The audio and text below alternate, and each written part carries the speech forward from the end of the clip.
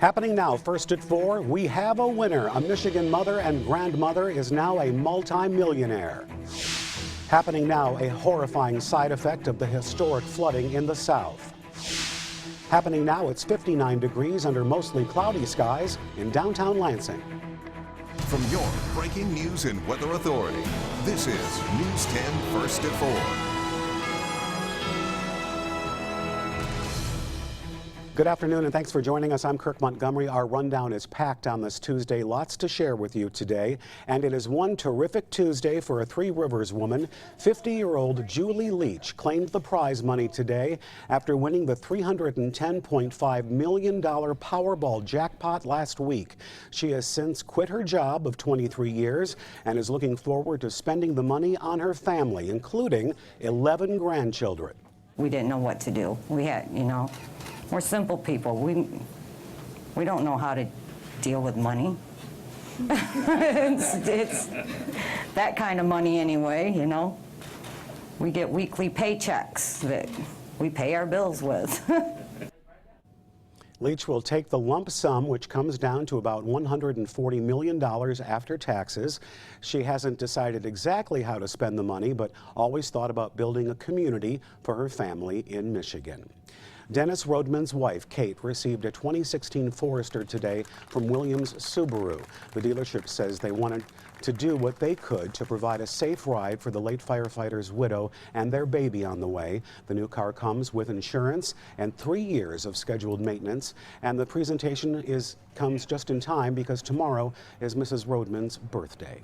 And Kate Rodman sat down with our own Ann Emmerich to talk about how much she appreciates the support she's received since her husband's death. Here's a preview of a story you'll see only on News 10 at 6 tonight. I bet it's very overwhelming because you probably have a lot of people that really want to reach out and touch you in some way. And you chose to release a statement and you chose to speak with us today. What is it really that you want to say now that you're here? I want to thank everyone for their support, their generosity, the love, and the care, not just for me, my family, my baby, the fire department, the police department, everyone that's been with me since the day it happened, and not just here in Lansing, but all over the nation. I really don't have the words to say. I just want to say thank you for everything. I am forever in their debt. In news from around the state, the farmer who discovered the skeleton of a mammoth on his property is donating the bones for display and research to the University of Michigan. James Bristol says the find belongs to everyone, and a lot of people will benefit from being able to see the bones, estimated to be between 11 and 15,000 years old.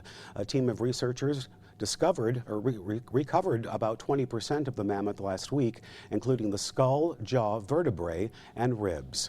And an effort is underway in Detroit to raise money to test hundreds of rape kits the city found in a police storage unit years ago. The group Enough Sexual Assault in Detroit is teaming up with Michigan's Women Foundation to raise enough money to test the more than 1,300 kits. 10,000 kits have already been tested. Each kit costs nearly $500 to process, putting the fundraising goal at $650,000. And covering news across America first at 4. The death toll from flooding in South Carolina now stands at 15.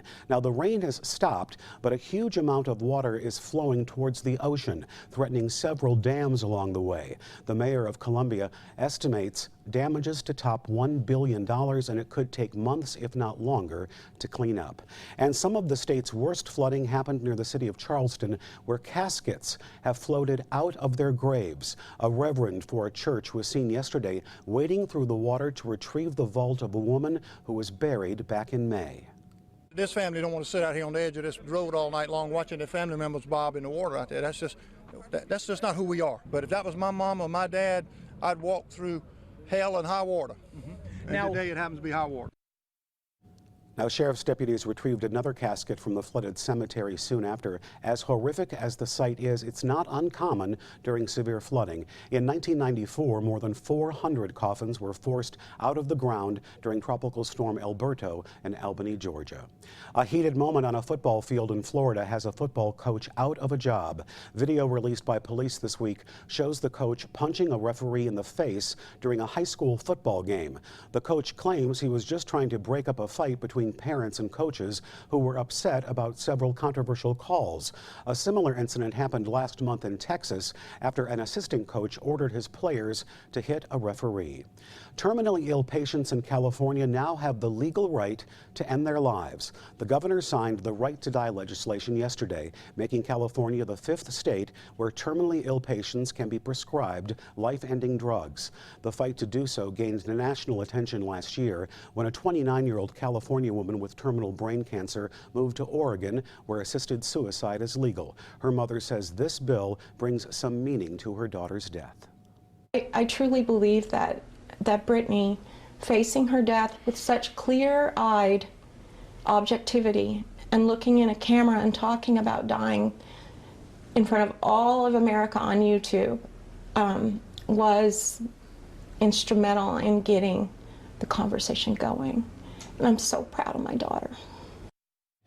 Now, the measure only applies to mentally sound people and those who are not depressed or impaired. 2 doctors must sign off on the medications as well.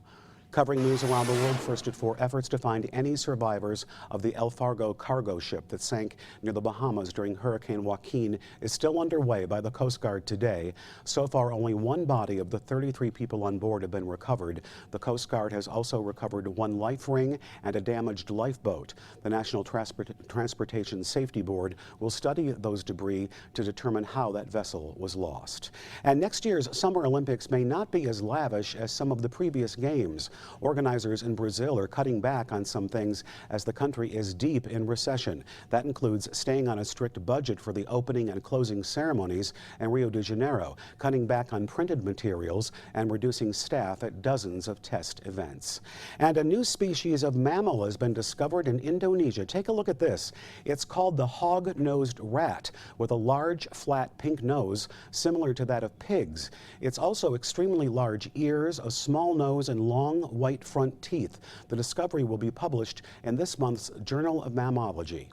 Well, are you pretty good at snapping pictures of pure Michigan? Well, still ahead, details on how your talent could get recognized. Plus, the cost of convenience is going up at the ATM, how much fees have jumped, and how to avoid them in today's consumer news. But right after the break, Andy is here to let us know when the cool, gloomy weather will finally